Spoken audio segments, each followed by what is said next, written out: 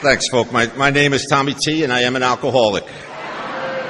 And I'm thrilled to be here. And I brought my own water. I figured all these years ducking STDs, I don't want to catch it at a roundup in Tennessee. So, might as well lower the bar right off the bat, you know. But I am thrilled to be here with such really powerful speakers. And my sober date is April 8th, 1995, and I'm the proud participating member of the Decker Avenue Step Group. We meet on Staten Island. That's in New York City. And if you ever visit in the big city and you stop down and see us, you'll get a warm handshake, a real bad cup of coffee, but you won't leave that room without a sponsor and a big book. And if you stay with us there, you're going to get into the service structure and do some service. And we have a lot of long-time members there, so something must be working now. So come and see us sometime. We'd love to have you. And if you call in advance, you're going to be speaking, so, you know, because we get a real kick out of all the accents.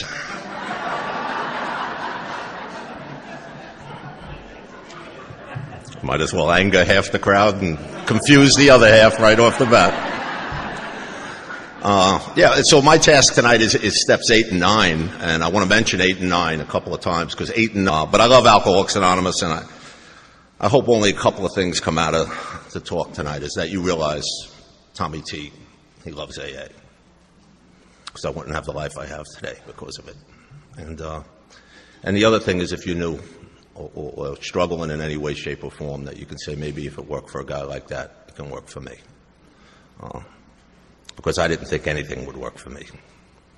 When I got here, I was so banged up and so lost and so separate from and different than, and all in my head. I mean, everybody told my story today. Well, see, I think I lived in your home. I think I was married to you at one point. I mean, but you know what? I want to call you out for a second, because I went up to the room and I was nervous listening to all these good speakers all weekend, because I'm a guy that doesn't feel he's good enough. I feel like my biggest fear is being judged badly or looking bad. I have all these things, and I think my God's just got a sense of humor. Like, yeah, I'll go down and speak to that 1,000 people. That'll really get you going. But I said Butcher's Prayer a couple of times, and I just felt a calm come over, and it's kind of like a big home group. It's pretty cool. So thank you. That was wonderful. When I came to you in 1995, I was busted up. I didn't come willingly. It wasn't like I was sitting in my basement and having a great time with the trophy wife, just hit Mega Lotto and said, let me go hang out with those old guys and find God in a church basement. But New York City Police Department, the state courts, the city courts, they all had other plans for me. And I ended up with you folks. And little did I know, because I came in kicking and screaming, that it would be the best thing that God ever did for me in my life. Came in $138,000 in debt, and that was not to the IRS or credit cards where they're going to send you a nasty letter. Ooh, that's frightening, all right? No, that was the loan sharks and bookies and mob guys and drug dealers and just out on the street. So if a car backfired on Staten Island when I was in early recovery, I'd jump over the hedges. I thought somebody was taking a shot at me. I was living on Mom's couch, all that debt, waiting to get fired from a city job every day, and as soon as they found out about my 5th arrest. It was my 3rd arrest for DWI. This one had a little twist to it. I had a loaded handgun in my belt, one in the chamber. I didn't know when you do that, you had a year to your sentence.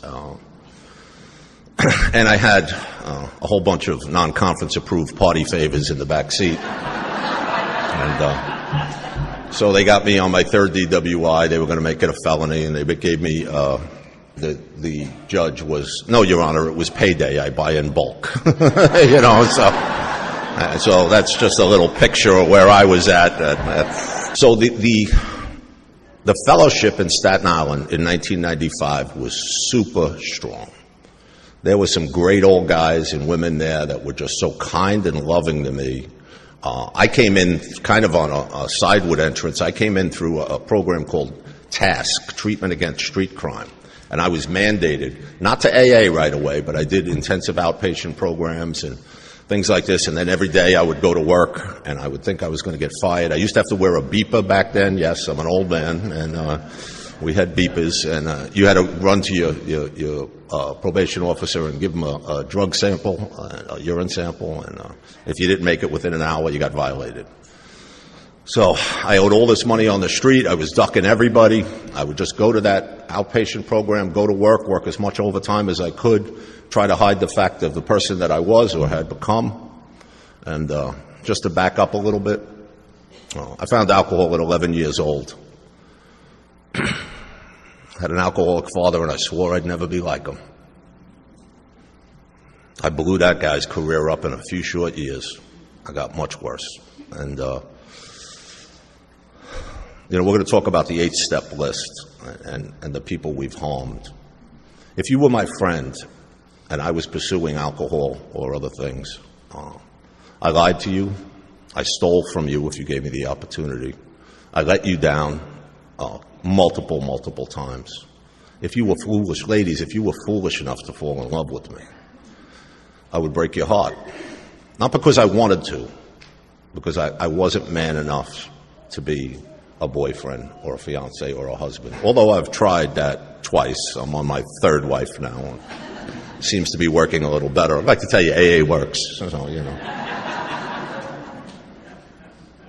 But I put sex before love. I didn't know what love was. I really had no skills in life. I grew up with all those old ideas that the men told you back there. You don't talk about your problems. What happens in this house stays in this house. When the going gets tough, the tough get going. Put your shoulder up against the wall. Push. You'll get through this. You can handle this. You don't need help. Men don't cry. How about that one? What nonsense. What nonsense. And it fed this feeling I've always had in my life of anxiety and not worthy and separation, and it shows up in me in a tightness of chest. And I went through my life that way. In my early life that way, always afraid. When Dad's car door slammed, am I going to get the beating tonight, or am I going to be sitting on his lap eating lobster tails? You never knew, because it was all about me. I had a grandmother. Jason mentioned his grandmother, and I've heard Jason before, and every time he does it just gets my heart. Because my grandmother was my higher power for the first 5 years in this program, because I could not have a conception of God. God didn't want anything to do with a guy like me. I just did too many bad things for any God to ever love me, and that's where I truly believed. But Grandma, she never gave up on me. She always loved me. Grandma's house was the house that when Dad was busting up our house, Mom would scoop us up in blankets, and it was only about a mile away. And we'd get in the old Rambler and drive down there, and if you got into Grandma's front door and smelt mothballs, you knew you were safe. So right there, it was just like God's arms wrapping around you, because none of her 4 alcoholic sons, my father and his 3 brothers all died from this disease, would ever disrespect their mother and go in that house drunk. So if you crossed that front door, you knew you were safe. And she used to give us a little box to play with. I'm really going to date myself here. I've never said this. But it had a little police car in it. Who knew? Like a piece of string, a tack, and like a paper clip. Kept me busy for hours. I was happy with that. Grandma's here. All right, she's over there doing that rosary thing, but it's good, And it was just, it was what it was growing up. And Grandma got cancer and she lost her leg. And I stole money from her when I was 16 years old. And one of the last things, not the very last thing, but she said, "Tom, did you take that money?" And I said, "No, Grandma, I love you too much. I would never do that. I didn't want to do that." With the stories that you've heard up to this point this weekend, that's like a minor story. Let me tell you something. That ate away at me for the next 20 years. To the point when she was buried, I couldn't even go to the cemetery. I went to the bar at 16. Because again, it's about me. I can't see this. I can't see this. It was horrible. It was horrible. When I was 17 years old, I got a 16-year-old girlfriend of mine pregnant. It's kind of an MO with me. And she was from a real religious family. And we put that boy up for adoption through the Catholic Charities. And all we knew would go to a good Christian home screened by them. We signed pledges that we would never try to find him. And He's 48 years old. His name's Matthew. I've never met him. That's still to this day. And she had a baby. But what happens to a guy like me? I said, oh, let's get married. I wanted her to have the health back. In an argument, she said, he's not even your kid, and that's all you got to give me. Just make me a victim, and I'll run with it. And you could say, how could a guy do that? I have to be honest with you. It's a program of rigorous honesty. It wasn't hard for me, because as long as I had somebody to blame it on, I would get twice as drunk on Father's Day, 3 times as drunk on Christmas, and just blame her. I would tell every bartender I was a good tipper, so they would listen, and I would just to them. And that's how I was living life. There was so many other things. I played bass guitar in a punk band in the city in the late 70s, early 80s, and you could just imagine all the havoc that came with that. All the sexual depravity and everything that comes along with that. Body, Barclay's nodding his head, he knows. It was just crazy. So, coming to Alcoholics Anonymous, and that fellowship was so strong, but nobody was really mentioned in the 12 steps back then. When my girl, I didn't do any thank yous. I do want to thank a couple of the speakers. First of all, Amy and Katie. I got a pocket full of cash right now. I'd pay money to see you girls fight. I mean, that's big money stuff right there. I think that would be just a classic, and I don't even know who I'm betting on because, she's a little smaller, but she's feisty. I don't know. We'll see how that goes. But all the speakers have been wonderful, and like I said, Racine telling my story from a couple of different angles, and Jason mentioning his grandma, and Victor last night, just wonderful, and Joe. Today, Joe's always great. Just wonderful to be a part of this. We're going all over the place, but that's where we're going. That's where God's taking me. But, when you come into this fellowship, it was enough in the beginning just not to drink. If you asked me those first, 18 months here, how's it going, Tom? Good. What's going on? Nothing, not drinking. That was my profession, was not drinking and trying to hold it together. And when I finally started to go to meetings of Alcoholics Anonymous with about 10 months sober, they graduated me out of those programs and let me loose, like no aftercare, no nothing. I was just like, what the hell do I do now? I started to go to you folks. And the miracle of our fellowship is for that half hour before the meeting and that half hour after the meeting. And back then we went to the diners a lot.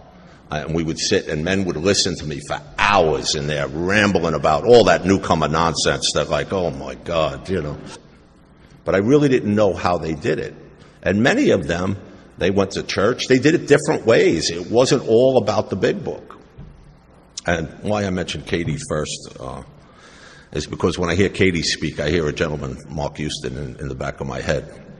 These 3 men came to Staten Island to do some big book workshops. There was a guy, Don Pritz, Mark Houston, and Joe Hawk. And man, they turned the island upside down in 1995. They turned it upside down. And I got I had a big car. I had the opportunity to host them. And I read the big book only to go to sleep. The old timers used to say, you can't sleep, because I'd complain about not sleeping at all in recovery. They'd say, read the literature. Nobody ever died from insomnia, So I used to fall asleep with the big book on my chest. But I couldn't even tell you the 12 steps were in there. I read it like a story, If that doesn't work, use our service manual. It'll put you out like a quaalude. I'm telling you, that stuff's good. It's killer, But when these gentlemen came in, they were saying something that was so foreign to us. And they said it in such a way that they made me believe that maybe if I tried that. So now they placed that seed of doubt. My mustard seed was of doubt. But then something happened. I'm in this job working, trying not to let anybody know that I got arrested for my 5th time and everything, and I'm just waiting for the hammer to fall. And AA tells me, put in for the promotion, Tommy, at work, because I'm showing up to work now for a year. New thing. What do you mean I got vacation days in the bank? That doesn't make sense, I would use them for hangovers and jail sentences, And I lost that job. I put in for that thing. I wrote down all the arrests on there, and they said, oh, no, you're not working around New York City children, and I got fired. And I love that we live our lives forward and we see it backwards, because back then I thought it was the worst thing in the world that could possibly happen to me. But I didn't see. I was all about, my first 18 months here with you folks, I was all about the money. I was all about, if I get her, I'll be okay. If I just pay that guy off, I'll be okay. If I get a new car, I got to get off my mother's couch, I'll be okay. It was all about the material, nothing about the spiritual. But when I lost that job, my whole world seemed to collapse. And I ran into a guy. We always have, sponsor. I would say one, other than the mother theme that we've had, is sponsorship. I've always had the perfect sponsor. My sponsor, my current sponsor, is here today, so I'm really working hard on the lies. But the exaggerations, I don't know about. He wasn't around then. He won't know. So, but he could drop the F-bomb with God in the same sentence. And he saw me sharing at a men's meeting crying. Don't ever ask the guy for a burning desire that's crying. Don't pick on him. I kept those guys hostage. I qualified longer than the guy that was telling the lead. It was bad. It was bad. And he came over to me and he said things to me that I heard from Mark and those guys. But he just said it in such a plain language way that it was very attractive to me. And he said, "You never have to feel this way again, Tom." And that started the journey. He said, but it's directly proportionate to the work that you're willing to put in your own recovery program. Nobody can do this for you. The one thing I can't give you is willingness. He said, are you willing to come to my house 2 days a week and read this book and do what the book tells you to do? Now, I don't know at this point that he went through with the guys that went through with Mark and these guys. And I'm his first pigeon. He's excited to get me, And I'm crying. Oh, this is perfect, right? He tells the story much better than me. I won't tell his side of it, but, And he said, look, I'll cook dinner. We'll read the big book. You'll do what the big book tells you to do. I don't have a program of recovery. AA does, and it works just well. It's our 12 steps. He said, after we read, I will give you a cassette tape. And it was one of our treasurers, Glenn's cassette tapes of Joe Hawk doing a Salvation Army talk in 1990. And that's how I went through the big book. And I loved it.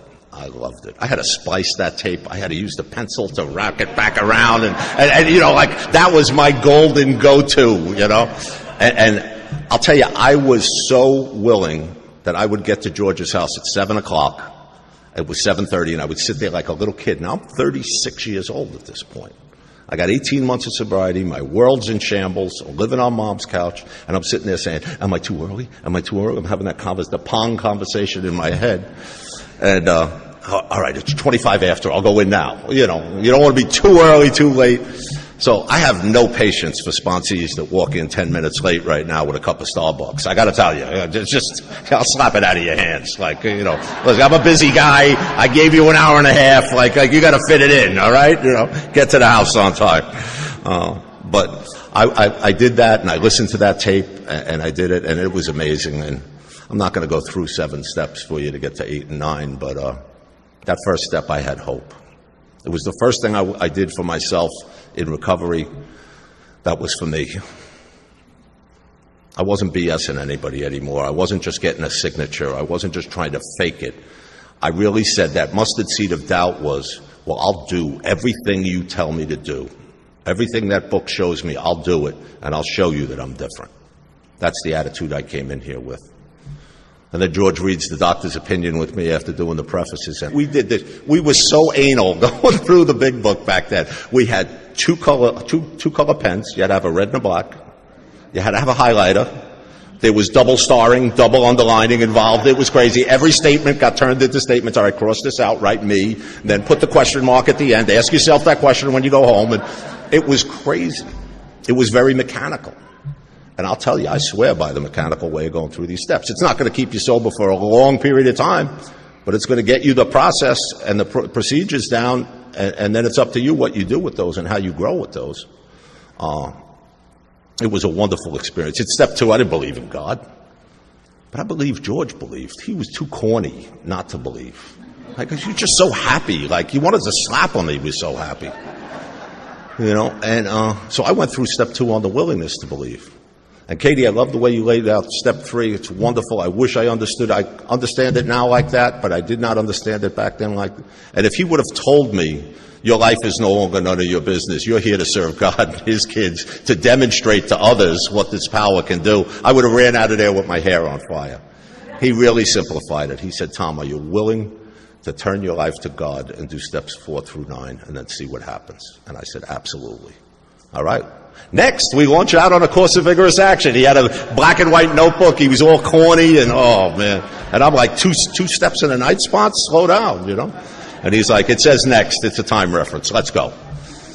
I made my list, and I always do a little banging around on the 4th step because it took me 9 days. 9 days. I was unemployed. I get it. I had nothing to do. Pot of coffee, a couple packs of Marlboros, and just writing. Oh, man, I was angry, and I was afraid. I didn't know that.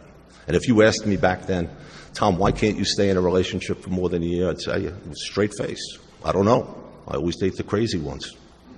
I would have put a hand on a Bible and sworn. I didn't know what was going on in my life. I didn't know that these problems came from me, not at me. I didn't know that.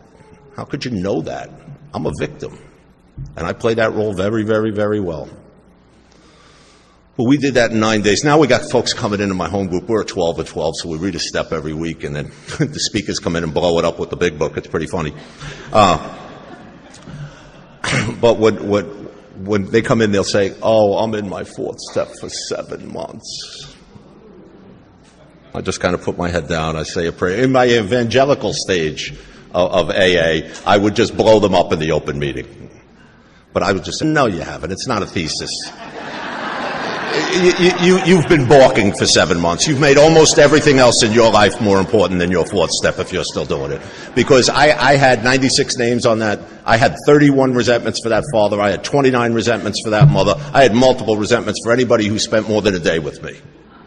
Right? More than a chance meeting, you got a whole list yourself. And I did that in 9 days. And George was so good keeping me in those columns and getting me through that. And then I shared that with George. And the miracle of that short story is I went home that night after sharing it with George. I put my head on that pillow, and I went to sleep. I had never slept in those first 18 months. The chatter of 1,000 monkeys was always in my head. I'm worried about what's going to happen tomorrow. Oh, geez, they're going to catch me here. This is going to happen. That's going to happen. I'm going to have to pay that guy. Oh, my God, how am I going to do this? Always, my whole life was like that. It stopped. It stopped. And except for a couple of years of untreated alcoholism over the last 30, it's pretty much, I sleep pretty good, you know, but there has been some slips, you know. You can slip on other things than alcohol and substances, believe me. We went into 6 and 7, and, you know, Joe was great with 6 and 7. He gave us some good things to look at, but I didn't understand 6 and 7 at all. But I saw character defects. I didn't need my family to come into the room and give me a list, Bob. I knew. I knew how dishonest I was. I knew how afraid I was. I knew how prideful I was that I couldn't tell you how I really felt. I knew all those things. But I just didn't know what to do with them. So I prayed. So now I got my 3rd step prayer. I got a set-aside prayer. I got a 3rd step prayer. I got a resentment prayer. I got a fear prayer, which if I did anything right, because I still use the resentment prayer and the fear prayer to this day. If I did anything right, I prayed during this process. And then we got to 8 and 9, and I was just, you know, in the 4th step, or in the 8 steps, it tells us we have a list. We made it when we took inventory. Okay. For us big book enthusiasts, I get it. It says it. I don't want to commit heresy here. Do you know how short my list would have been if I just stuck to the people I had resentment for? And then the relationships? I didn't have a resentment for Wawa Supermarket, but I stole $40,000 from them. I didn't have resentments really for the drug dealers that I stole from. The mob guys that I borrowed from. Maybe a resentment because they wanted me to pay it back, but I mean, that was a little silly, right? I mean, because of the life I led, I used my 4th step. I got all that down on that 8th step. But then there was many more names I had to add. And my sponsor was not. I wish I had. If we haven't the will to do this, we pray until it comes. I prayed a lot because I'm not stupid. Even in my 4th step, I was thinking about, wait, if I write it, I got to tell it. And if I tell it, there's going to be an amends. I'm not stupid. I read ahead. You know, so I'm doing the same thing with the 8-step, but there was a little line in that 4th step that my sponsor made me underline, double underline, and star, was we can't fool ourselves about the values. He said, if you pray to God and it comes through your hand, let it go onto the paper. Do not try to edit your writing. Just write it. He said, it's not a writing exercise. We're going to get you through this quick. And he did. So I followed those directions. And it tells us on, I think it's page like 76 or something. It says, remember, it was agreed to, at the beginning that we would go to any lengths for victory over alcohol. Then a little later, 3 pages later, it says, remember, the same line. It says, remember, it was agreed at the beginning we would go to any lengths to have a spiritual experience. There's like a shift there. They stop talking about alcohol as we start to do this work. And I can tell you, folks, the 2 steps, or maybe the 3 steps, 4, 5, and 9, scared me the most. But I'm standing here in front of you, 30 years sober, 65 years old, and other than the birth of my son, where I got to hold that boy, there's been no greater experience in my life than steps 4, 5, and 9. See, because there's a trap in AA now that I see with a lot of the younger guys. A lot of guys are doing steps on Staten Island, a lot of young women and guys doing the steps.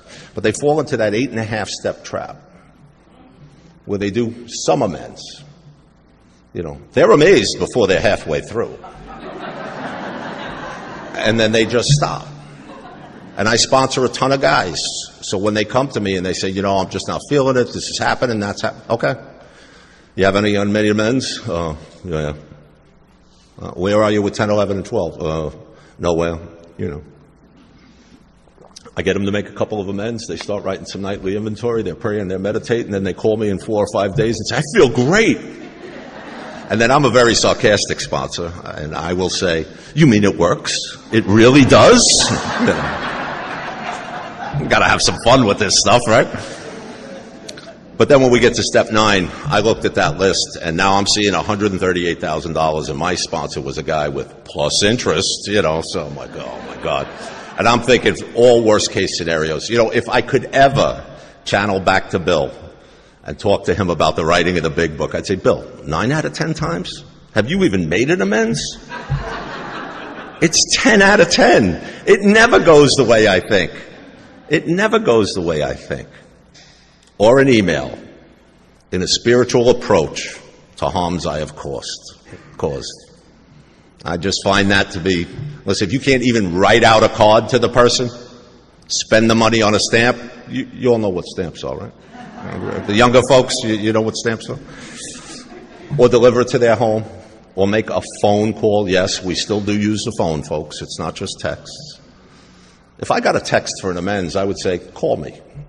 That's my response. Call me. Let's talk about it. You know, this is a spiritual exercise, and I was so afraid. George had to tell me, all right, so I'm so afraid I balk in 8. I was feeling great up to that point. I stopped going to the meeting George is going. I stopped calling George. We had landlines at that point. We didn't have the cell phones yet. And so it's pretty easy to duck a guy at that point. It's not like today they can track your location and stuff. That's a little rough. So I did that, and I'm down at a beginner's meeting because, you know, if you're balking, the best place to go is a beginner's meeting. Because you sit around the table and they say, where are you? And, you know, what are you doing? Oh, I'm not feeling good, man. Thoughts of suicide are coming back on me, and I'm in a bad place. Well, what are you doing? Oh, I'm supposed to be going out and doing step 9. And they said, step 9? You're only 18 months sober. You're going way too fast. What are you doing? Slow it down. I'm like, yes, you know, like this is great, you know. And I'm standing outside of that men's meeting. We're smoking Marlboros and we're looking at the newcomer girls like we do. And this guy, Tommy, 30-year sober postman, comes walking by me and he says, hey, Tom, I heard you're going through the steps with George. I said, well, yes, I am. I puff out my chest a little bit, you know. And he says, would you like to speak at St. Mark's Step this week? And I said, absolutely. I'm good AA. I'll take care of it. I'm with my raw dogs. I don't want to look bad, you know. And he says, we're speaking on step 9.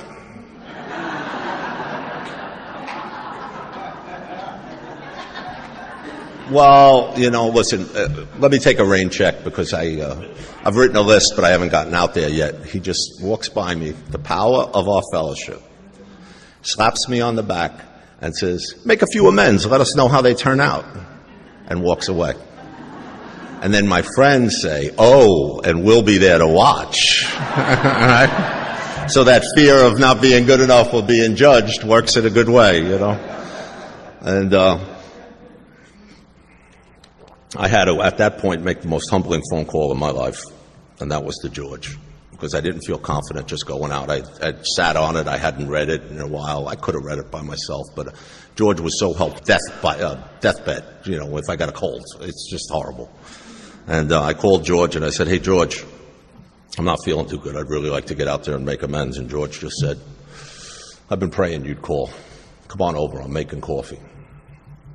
Where do you get that? You call your doctor, right? I had a heart issue last year, and I went to the doctor. He said, oh, well, I can see you November 6th. I'm like, it's August. I could die 3 times by then. Anybody ever go to a dentist and say, I have an abscess. Can you see me? Next Thursday. Take some Tylenol. I haven't slept in 2 days. Tylenol, But you call a good member of AA in good standing, and it's come over. I'm putting on coffee. It's our unfair advantage here, folks.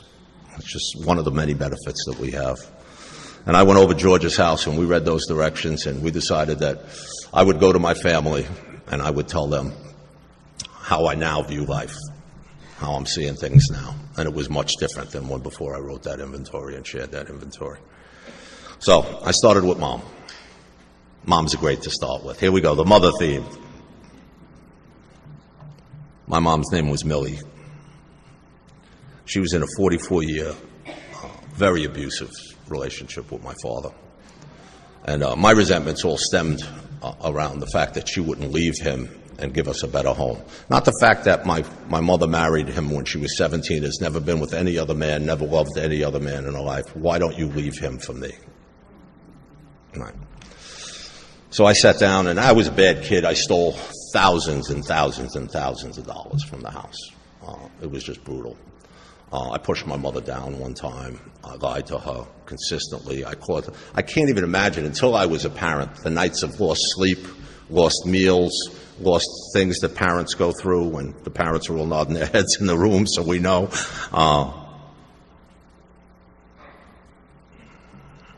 And I just sat down and said, Mom, I need to talk to you. She said, what's up? And I said, well, we had a pretty robotic approach back then, and I'm in a program of recovery, Mom, as you know, and we have steps 8 and 9 that say we make restitution for all our harms done, and you're high on my list on step 8, and I'd like to talk to you about making an amends. And she said, oh, don't worry. I said, Mom, just let me talk. And she did. And I went through everything, and then I said, Mom, these are the harms I'm clear on. Is there anything you need to tell me or anything? I'll just sit quiet and listen. And she said, oh, you left out a bunch.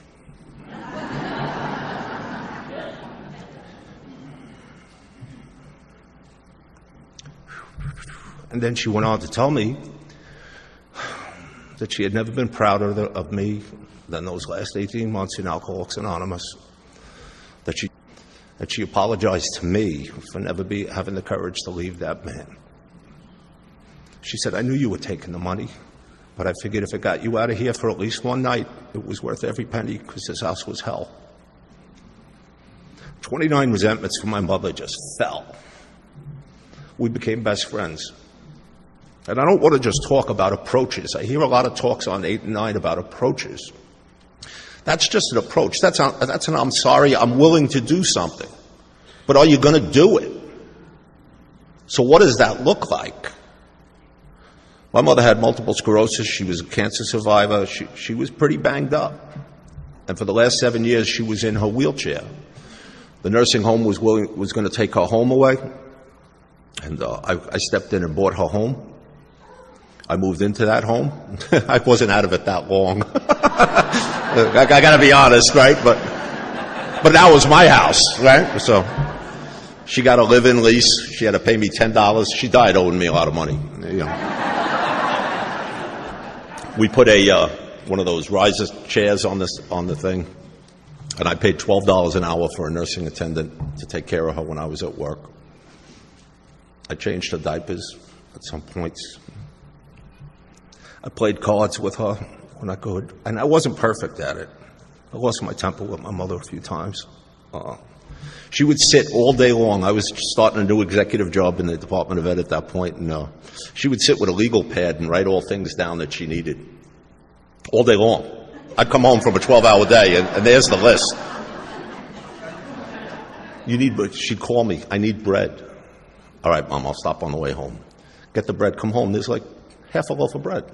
Are you having a sandwich party tonight, Mom, that you needed this? What's going on? Well, I'm thinking ahead, all right. But at 11 o'clock every night for almost 7 years, I would help my mom into the hospital bed that we had set up.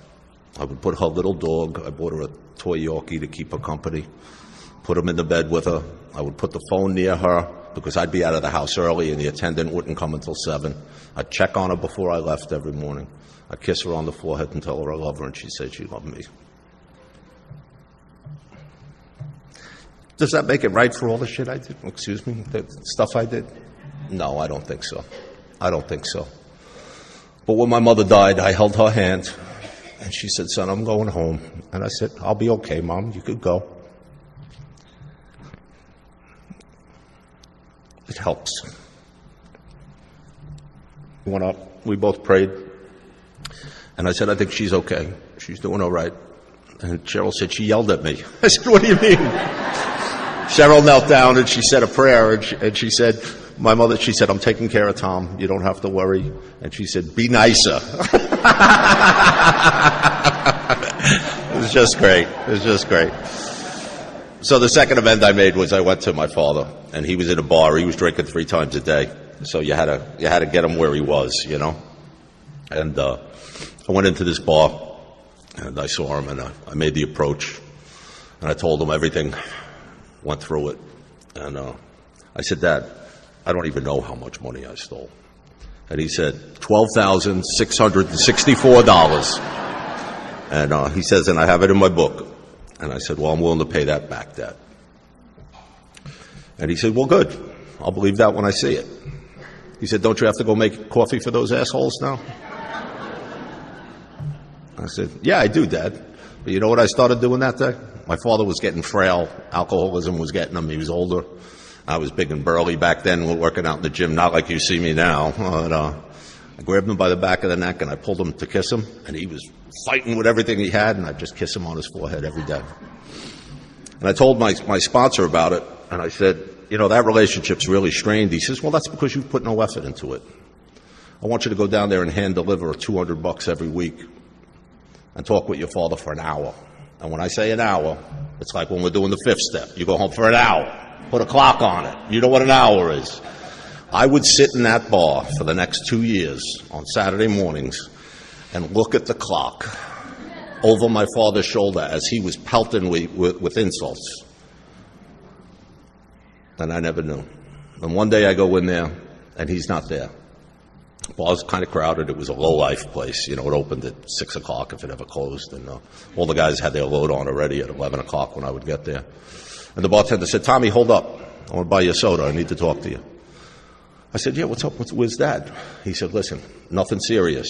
He was having some stomach problems, a little blood, and he went home. He's fine. He's absolutely fine. He's got medication. But he was really sorry he was going to miss you. And I said, well, you'd never know. I would have dropped the money off. He said, Tommy, it ain't about the money. He loves when you come down here. He said he brags to all my customers about you and the things you're doing in your life. And he says, to the point that it's annoying them, And he said, I said, you would never know it.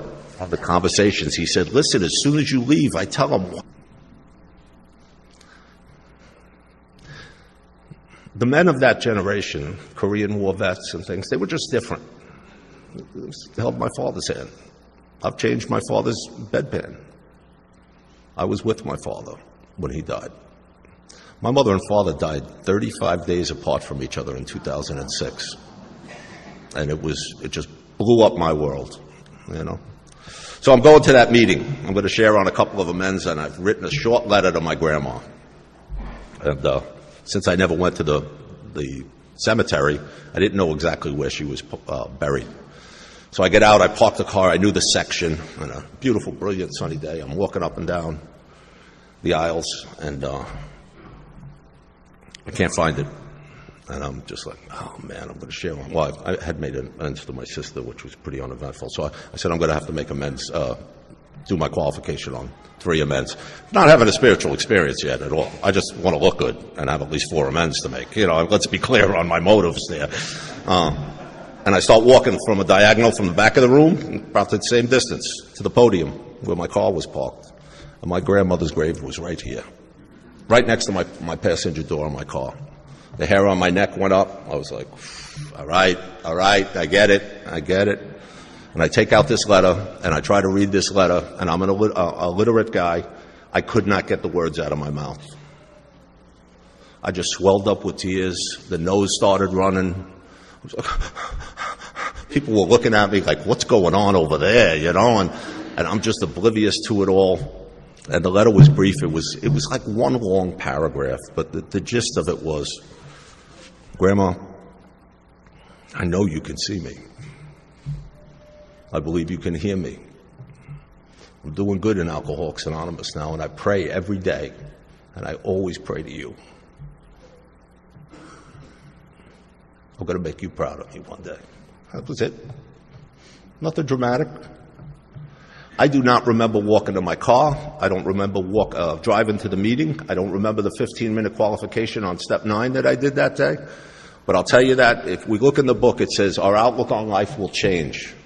That was the day. In hindsight, I can point to that day that things changed for me. I went down there and I gave that qualification, and like 10 guys came up to me and said, man, I don't know what you're doing with George, but whatever it is, you keep doing it. Do not stop. You're a different guy than when you came in here. And I started to feel it a little bit. People see it before we see it in ourselves. And I went on a tear with amends. Now remember, I'm unemployed. I'm going around like crazy. I mean, to the point where I'm going into AA meetings and people are like, Taraco's making amends, hide. And George told me the corniest thing to do. He said, take God with you. Why are you going by yourself? Open your car door. Move your school books off this front seat. Let God in. Close the door. Get in and drive with God. I'm doing this. I'm following directions. My neighbors are looking like, oh, Jesus. He's got an imaginary friend now. It was bizarre. It was bizarre. And I blazed through that list, folks. I'm standing in front of you having done, I think, 10 or 11 4th, 5th, 8th, and 9th steps, and I'm current with my conscience. I've made hundreds of face-to-face amends over the years. It wasn't the mob guys or the drug dealers that were hard. They were knock-around guys. They were happy. Some took money, some didn't. It wasn't a big deal. I'm glad you're doing better kind of stuff. I thought I was going to get killed at each and every one of them. You know what the hardest ones were? Sitting with 23 women and saying you weren't man enough to be their boyfriend or their fiance or their husband, that they had nothing to do with it. There's no way they could have been successful in that relationship because I wasn't a man. That's hard. And then going to the fathers of some of them, because the father, I was like, Eddie Haskell on the Leave It to Beaver show, all the parents loved me. I could BS them pretty well and then go treat their daughter poorly. That was hard. The 9th step for me drove my step 6 and 7, if it makes sense. Because I've always had this willingness not to be that guy anymore. I don't want to be that guy. I pray every day to be a better father, a better husband, a better employer, a better employee, all these things. I switched sponsors right after I completed that first list. Let me jump back one. I'm going through that list. I don't even have the Department of Education on the list. And George says, don't you have to make an amends there? And I'm like, I'm in court proceedings with him, George. I really don't think I should go there. And he said, well, do you want to try to manipulate the outcome and fail, as you always have? Or do you want to put it in God's hands? I said, well, I put it in God's hands when I put the application in. That didn't work out well, And he said, you need to make it. And I said, okay. And I did that, and I went to the executive director of the Division of School Facilities, and I sat there and waited for him, and he came in, big burly guy, and I said, Jim, you got a minute to see me? And he said, Tom T., Guns and Drugs, come on in, your case is on my desk. Every desk has 2 seats next to them. But for me, as an alcoholic then, there's a seat for God. It's gonna be okay. And I sit down and I tell Jim, I said, Jim, 6 months ago when I came in and interviewed and told you the circumstances around this arrest, I lied about everything except my name. I said I was drunk. It was my 3rd DWI. It was my gun, and they were my drugs in the back of the car. And he says, that's interesting. And I said, but I'm a member of Alcoholics Anonymous now, and I have a sponsor that tells me I have to tell you everything. So for the 17 years I worked here, I stole time from you. I punched other employees in and out. I stole equipment. I stole supplies. I was drunk on the job. I had parties in the boiler room. I went through this whole litany of stuff. And he's like, do you know I'm a deacon? No iPhones, no Google. I don't know what a deacon is. I said no, and I'm hoping he gives me a clue. He says, yeah, I do service in a church upstate. And I said, oh, that's cool. He said, you know, we don't find God because things are good. Mine was drinking too. I never went to that AA stuff. I went to the Catholic Church. I haven't had a drink in about 6 years. I said, that's cool. He said, so I know what it was like for you to come in here. He said, look, I'm not the deciding factor here on your career. He said, but if you do get your job back, you come here and let me know. I'll tell you exactly what you can do to make this right. And I said, awesome. I walked out of there like I floated, like a hoverboard out of that office. I thought I was going through the plate glass window, the whole worst case scenario. And I was in this court case with them trying to get my old union job back. And the unions were fighting it for me. And it was stalled. It was going nowhere. It was over a year. And all of a sudden I get a certified letter that says they're going to hear my case. And I go up there, and my sponsor gives me some instructions. Bring an AA file with you, all this stuff. What's an AA file, George? I'm going to write you a letter, get a couple of letters of the guys you're sponsoring, get some home group members to sign it. Take all those lovely completion certificates you had from your outpatient, put it in a folder, and present it to them. Go in there as the man you are today. Not the man that you're trying to be or lying to be. Go in there as the AA member you are today. I just celebrated 2 years of sobriety, so this is 6 months after starting the steps. I got them. My coin in my pocket. He says, if you get nervous, you rub a hole in that coin. And I'm rubbing it, and I'm rubbing it, and I'm rubbing it. And these attorneys pound me on the stand for like 2 hours. And I'm telling you, folks, they never heard testimony like I give. Especially when I know I'm not going away. I mean, I wore my jewelry there. I'm not going to prison. Like, this is about a job. They already took it from me. I was working again. I was doing okay. And I went in there, stop, and even when I stopped, you know, I have this mental obsession that will always take me back to the alcohol, and I'm big booking it at the testimony, you know. And they're like looking at me, and they go through this whole thing, and is there anything else from you? We have one more question, Mr. Taracco. Are you telling us that you have not ingested any drugs or alcohol since April 8th, 1995? And I said, this is what my sponsor told me to say. I said, gentlemen, I'd like to thank you for taking the time to hear this case today. I know you're very busy, and I'm wasting a lot of your time here. I said, but there's 2 things that whether I get my job back or not is irrelevant, because there's 2 things I'm unwilling to give you. And they said, what's that? And I said, one is this. And I held up my coin. And they said, what's that? And I said, it's my 2-year chip for Alcoholics Anonymous. I've had 2 years continuous sobriety. And with that, the arbiter gives me a wink. To this day, I don't know if he was just keen on me or, you know, or if he was one of us, but I don't care, you know. But then I said, the other one is my integrity, because Alcoholics Anonymous gave me that back. And they said, okay. 5 minutes, they came back with a ruling. And they said, Mr. Taracco, we're very impressed with your continuous sobriety, the work you're doing to help young men and alcoholics. Now, they didn't mention anything about my job credentials. I have 18 engineering licenses, nothing. Nothing about that. It's all about AA, about the work you're doing in AA and these people that were willing to write letters for you and all. It says a lot about your character and the work that you're doing to turn yourself around. So we're going to give you that job back, that union job back you're looking. I was like, Amazing. And then they said, because you've done everything we said, we're going to allow you to go for that promotion you were going for when we fired you, if you stay clean for another year. I said, okay, I can do that. And they said, because you broken no laws here, we're going to give you $17,000 in back pay. Money rarely flows in this direction. In the thing, I walked out of there like unbelievable. So what happens to a guy like that was that type of employee? Months later, a promotion comes up, and I put in, a year later comes up, and I put in for it. And Jim Lonigan is the one that's looking at the things. There's a tie. There's a man with 18 years experience, 22 engineering licenses. I got the same thing, but I got 5 arrests. This job was really prone to bribery and all. It was an inspection job with the mobs and stuff in New York. And Jim looks at it and he says, give it to Taracco. If he takes money, he'll drink. We'll know right away. For the kids of New York City, not the paycheck. You work for God now. I know that's what AA teaches you. I just want you to put those principles in effect here. And I worked my ass off in gratitude to that man.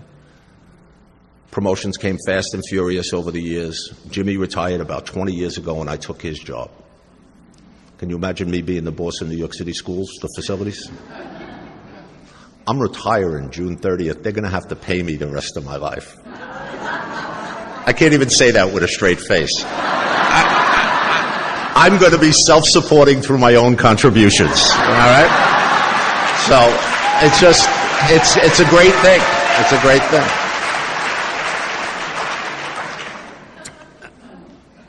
And I really want to talk a little bit about the man that I was in those relationships, and I think you already got a good idea of what I was. It was about sex. It wasn't about love. And I wasn't man enough to stay in them and treat a woman the way she deserves to be treated and things like that. And I switched sponsors to a guy named Joe. And I'm at home group one night. This crazy-looking blonde chick with the white cowboy boots and ripped jeans comes in, and I'm like, oh, Jesus, this is trouble. I swore I would never date an AA again. I'm really trying to turn it around. I'm trying to be a better person. I'm like, God, why are you testing me with this? This is ridiculous. You know, and I'm talking to my sponsor that way. No, she came to my home group. I didn't go out looking for this, Joe, you know, and he's like, no. No, you're not doing it. You're not prepared for that yet, you know. And then I didn't see her again. And little did I know she was going through the 12 steps across the island, and we just didn't see each other for a while. But then she came back, and she was sharing about the steps, and I'm like, wow, this is pretty cool. And slowly but surely over time, we developed a friendship. We would go out with 6 or 8 AAs to dinner and things like this. Never paired off. It wasn't that way. It wasn't that way at all. If you ask my wife, she'll say, no, I didn't have that attraction to him in the beginning. And I think she had it before I did, but you know, it's. But we went out a lot, and then one day, 2 couples or 4 other people canceled, and it put me and Cheryl together one night, and we sat talking until 3:00 in the morning. She told me things that night that she still regrets 20 years later that she told me. All about her ex-husbands and the things she used to do to manipulate them and all, and I'm like, you told me that years ago. I'm not falling for that one, you know. But like a kid, soft-spoken man, he said, you don't lay your hands on that girl until you can come to me and tell me that you're going to take responsible for her 3 children if they were your own. I'm like, that's a little harsh. He said, tell me. I'm not going to listen to any more inventory about your bad behavior in AA. He said, tell me. I had 10 years sober. I said, okay, I'll do that. I reported that back to Cheryl. And we had the most wonderful courtship and love affair. I'll put it up against anybody's.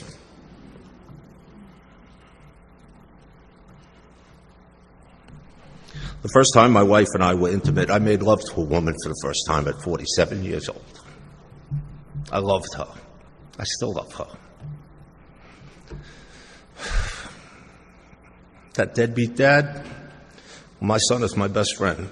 He's 39. His name's Brett. He's got 11 years sober with us this month.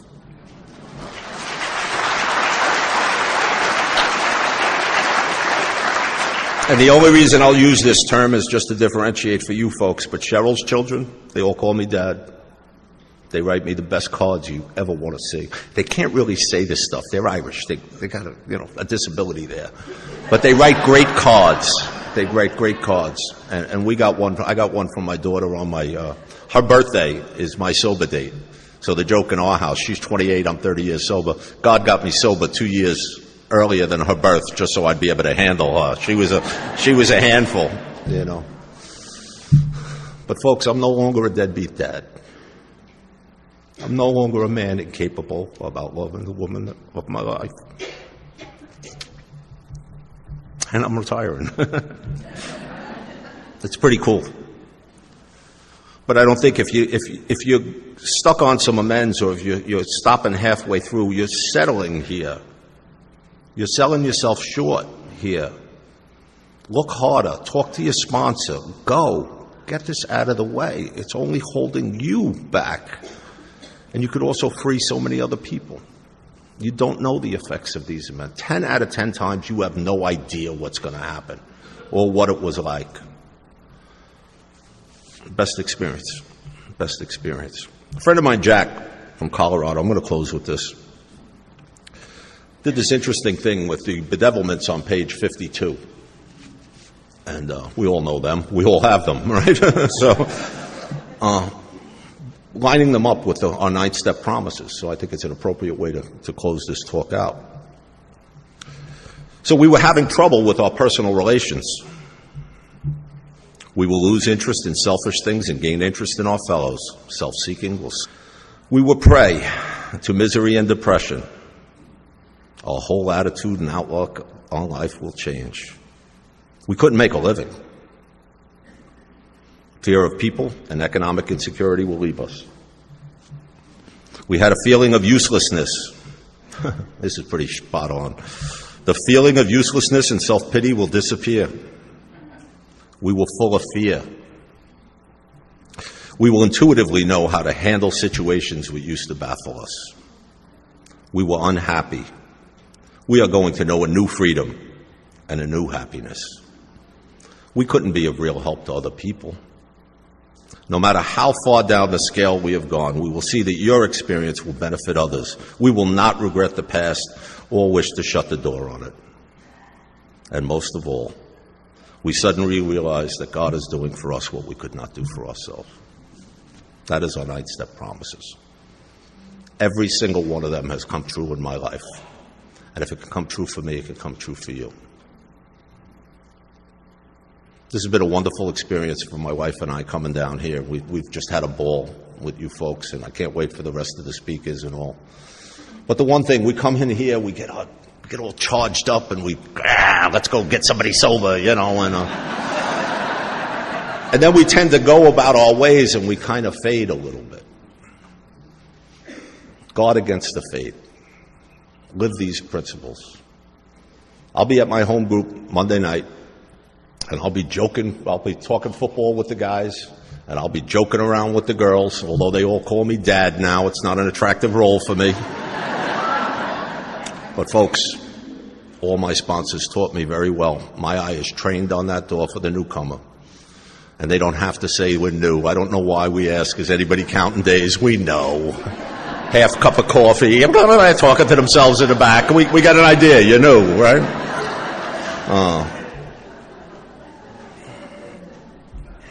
That is the most dramatic and gratifying thing in my life, is to watch those lights go on in those young men and young women and to watch them grow. And you want to know what the funny thing is? Guys seek me out on Staten Island to be their sponsor now that are having trouble in their marriages, that are having trouble being a father, that are having trouble at work. It's like, why are you asking me? Are you really that screwed up? Yeah, they are. That's Alcoholics Anonymous. And I am so proud to be a member and with you guys, so God bless.